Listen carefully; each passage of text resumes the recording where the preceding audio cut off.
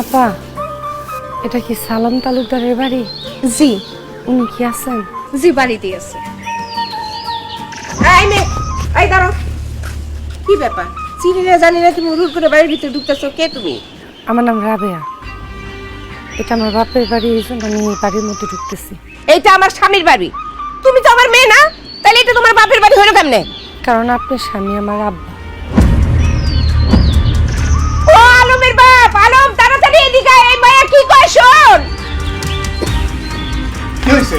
এত চিল্লাপাল্লা করতেছ কেন এখানে? আরে চিল্লাপাল্লা করুম না, এই মাইয়া কি কইতেছে দেখো। ও নাকি তোমার মাইয়া, তুমি নাকি ওর বাপ। কথা কি সত্যি? আরে মা, তুমি যে কি কও? কোত্থেকে কোন পাগল আইছা আলতু ফালতু কথা বলতেছে, আর সেগুলা শুনে তুমি উতলা হয়ে পড়ছো। এই তানিয়া, এই পাগলের কিছু খাওয়া দাওয়া বাড়ি থেকে বিদায় করো। আমি পাগল না, আমি একজন সুস্থ মানুষ ভাইজান। ভাইজান? এই তুই আমার ভাইজান বলতেছিস কেন? কারণ আপনার আর আমার আব্বা এক। আমি পর কেউ না ভাইজান, আমি আপনার বোন। তুই আমাকে বোন মানে? এই তুই আমাকে কেমন বোন? সৎ বোন। ও আল্লাহ রে, আমি এটা কি শুনলাম? এই মেয়ে কি কইলো? এই তুমি চুপ করে রইছো কেন? এই মেয়ে কি সত্যি তোমার মেয়ে? তুমি কি সত্যি আরেকটা বিয়ে করছো? চুপ করো শাহানা। রাবেয়া, হঠাৎ করে তুই কিছু না জানায় এইখানে আইছস কেন? আব্বা, আমার মায় মরে গেছে আব্বা। মরে যাওয়ার আগে আপনার অনেক দেখতে চাইছে।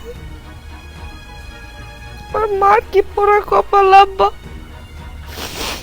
মরার আগে উনি ওনার স্বামীর একটু দেখতেও পারলো না। আমি একদম একা হয়ে গেছিলাম আব্বা। এলাকার মানুষজন অনেক উত্তক্ত করত, কোনো কিছু না বুঝে এই জন্য এখানে চলে আসছে। ভাবছি এই জায়গায় আমার একটা ভাই আছে, আমার একটা বোন আছে, আমার একটা মা আছে।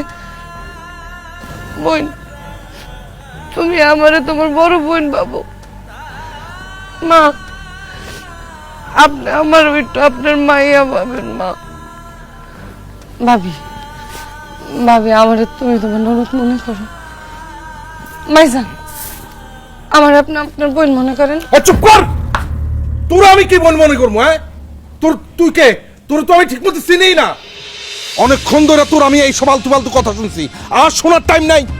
আমার বাপ কখনো দ্বিতীয় বিয়ে করতে পারে না, আর তুইও আমার বোন হইতে পারস না। কোন পাগলা ঘাড়তে আইছস তুই? যেখান থেকেই আসুক, এই পাগলের বাচ্চারা এক্ষুনি ঘাট ধরে বের করে দে আলম। হ ভাইজান, ওরা এক্ষুনি বাড়ি থেকে বের করে দাও। খবরদার ওর গায়ে হাত দিবি না। হ্যাঁ, ও ঠিকই কইছে। আমি ওর মারে বিয়া করছিলাম। ও আমার ঐরসজাত সন্তান, আমার মেয়ে, তোর বোন, সৎ বোন। ও আজ থেকে এই বাড়িতেই থাকবো। আয় মা, তুই ঘরে আয়।